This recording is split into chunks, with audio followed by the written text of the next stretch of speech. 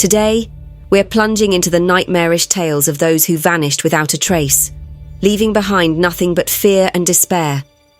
These are the horrifying fates that haunt the minds of families and investigators alike. Today, we will discuss the horrifying cases of Jason Jolkowski and Carl Robert Dish.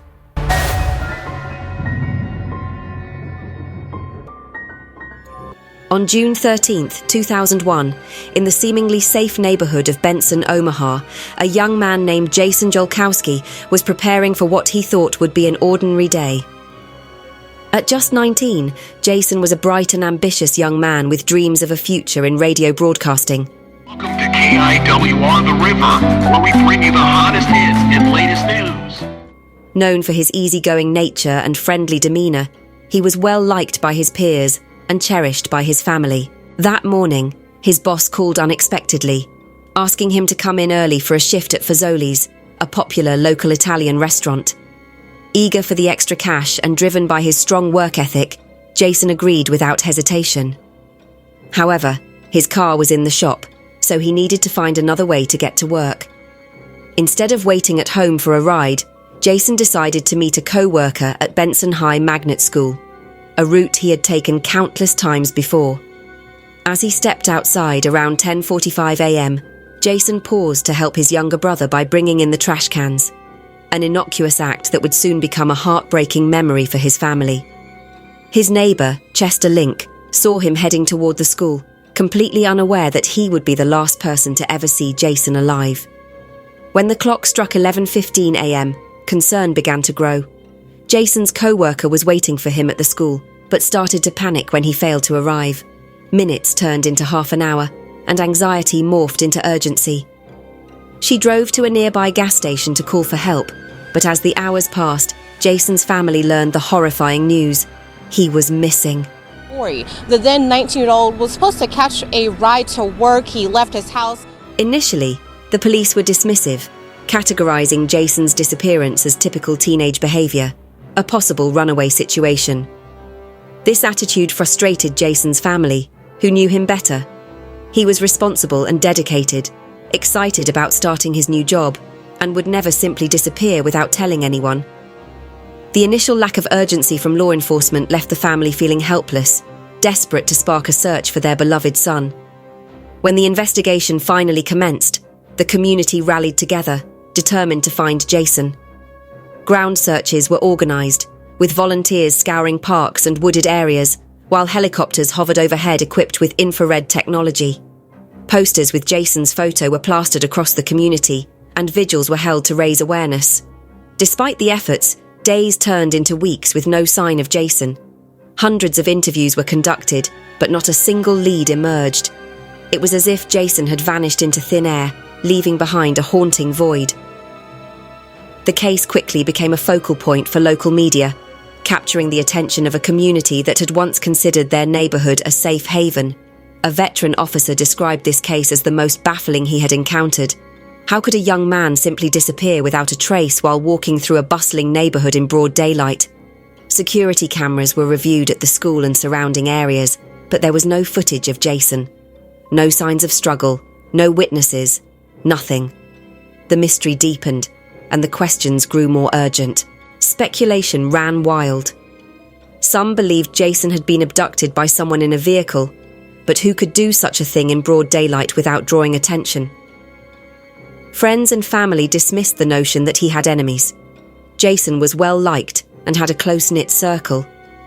Others suggested he might have been lured into a nearby house, perhaps under the pretense of needing help. But Jason was known for his punctuality and responsibility. Would he really have stopped to assist someone when he was already running late? As the investigation dragged on, another theory emerged. What if Jason had willingly vanished? This idea horrified his loved ones.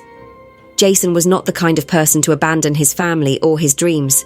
He was excited about his future in radio, and everyone close to him believed he would never choose to disappear. The prospect of him having staged his own disappearance was a bitter pill to swallow for his family, who were desperate for closure. With each passing day, frustration and despair grew. The community worked tirelessly to keep Jason's story alive, distributing flyers and holding vigils, but as time wore on, the media attention waned, and the case began to fade from the public eye. Still, the questions lingered. What happened during those crucial moments after Jason left his home? How could he vanish from a neighborhood full of familiar faces? The absence of evidence and the lack of witnesses raised chilling possibilities. Could it be that Jason encountered someone dangerous right in his own neighborhood? Many began to fear that something sinister had transpired, yet no one could identify a suspect or motive. It was a horror no one wanted to confront. What if someone he knew was capable of something unthinkable? As years passed, the story of Jason Jolkowski morphed into a haunting reminder of how quickly life can change. The unresolved nature of his disappearance continues to torment those who remember him. His family, friends, and the community remain vigilant, hoping for answers that have eluded them for far too long. Every year they gather to commemorate Jason's birthday, clinging to the hope that one day they might find closure. His case serves as a stark reminder that sometimes danger lurks in the most familiar places. What if the next time you walk down your own street, you encounter someone, hidden in plain sight? Carl Robert Dish, The Frozen Mystery. Now, we turn our attention to a chilling disappearance that unfolded in the icy expanse of Antarctica on May 8, 1965. Carl Robert Dish, a 26-year-old ionospheric physicist, vanished without a trace near Byrd Station while conducting research for the National Bureau of Standards and Technology.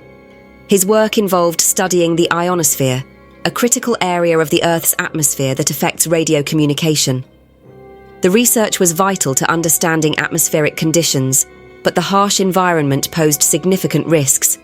On that fateful morning, Carl was supposed to make a routine return to the propagation laboratory after a brief walk from the radio noise building, a distance he had covered countless times before. The two buildings were connected by a handline, a sturdy rope designed to guide researchers through blinding storms and treacherous weather. The Antarctic landscape, while beautiful, was also a merciless environment that could turn deadly in an instant. With temperatures plummeting and conditions shifting rapidly, it was crucial for scientists to maintain their bearings. At 9:15 a.m., Carl set out for his short walk. As he left the radio noise building, he was likely focused on the work that awaited him. However, when 10 a.m. arrived and he had not returned, a thick fog of unease settled over the station. Concern quickly morphed into panic. His colleagues assembled a search party, scouring the area for any sign of their missing friend. Initially, their search yielded nothing, amplifying the sense of dread hanging in the icy air. But around 11:30 a.m., a set of footprints emerged in the snow, leading in an unexpected direction, west toward the landing strip instead of south, back to the safety of the laboratory. Why would Carl abandon the familiar path he knew so well?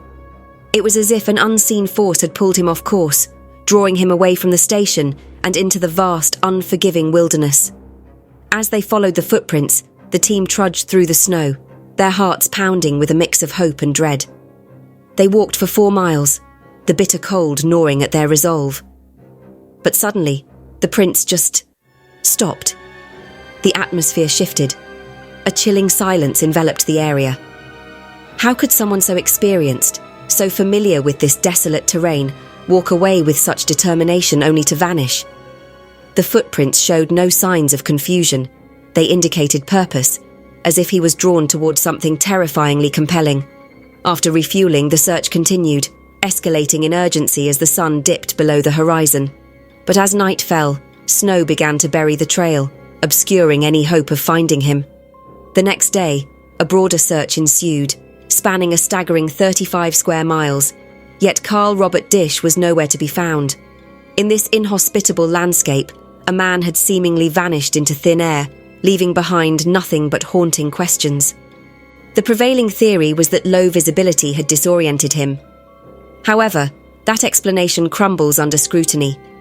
Carl was no novice. He was a trained scientist, intimately familiar with navigating harsh conditions. Even in a storm, he should have found the handline, a lifeline that marked the way back. Witnesses described his footprints as eerily deliberate. These were not the chaotic steps of a lost man. They were the tracks of someone driven by an inexplicable force. If he was not lost, then what drew him into the abyss? Speculation began to swirl, whispering of the unthinkable, an encounter with a UFO. Sightings of strange lights in the sky increased around Bird Station following his disappearance, igniting wild theories of alien abduction. Had he stumbled upon something he shouldn't have? Something that reached out and snatched him from our world? Adding to the horror was the disappearance of Dish's husky, Gus. Did Gus sense something unusual and wander off to find him? Some believed that Gus may have met the same fate as Dish, lost in the unforgiving wilderness, potentially encountering whatever dark presence claimed his master. The thought of Gus wandering alone, helpless and frightened, struck a deep emotional chord with his colleagues, who were left to grapple with the mystery and uncertainty. In the weeks that followed, search efforts were hampered by the unpredictable weather and the treacherous terrain. Despite extensive searches involving helicopters and teams on foot, no trace of Carl was found. Reports indicated that a blizzard had rolled through the area soon after his disappearance, which could have easily buried any evidence of his presence. Over time, the search gradually diminished, replaced by a chilling acceptance that they might never know what happened to their friend. Yet the stories of Carl's disappearance continued to circulate among scientists and explorers working in Antarctica. His case became a poignant reminder of the stark reality of the frozen continent, a place that could easily swallow a person whole. It also fueled discussions about the psychological effects of isolation in such an extreme environment. Could it be that Carl, facing the crushing weight of solitude and the harshness of his surroundings, had experienced a moment of disorientation that drove him away from the safety of the station? As the years passed, Carl Robert Dish's disappearance became part of the lore of Antarctic exploration. His case serves as a chilling reminder of the unknown forces at play in our world and the mysteries that can engulf even the most prepared individuals. The questions remain. Did he encounter something inexplicable, or did the unforgiving environment claim yet another victim? Both Jason Jolkowski and Carl Robert Dish's stories leave us with a profound sense of unease. They serve as haunting reminders that sometimes life can change in an instant, plunging those left behind into a void of uncertainty and heartbreak. Each case highlights the fragility of existence and the mysteries that can reside in the everyday. A simple walk to work, a routine journey across a desolate landscape,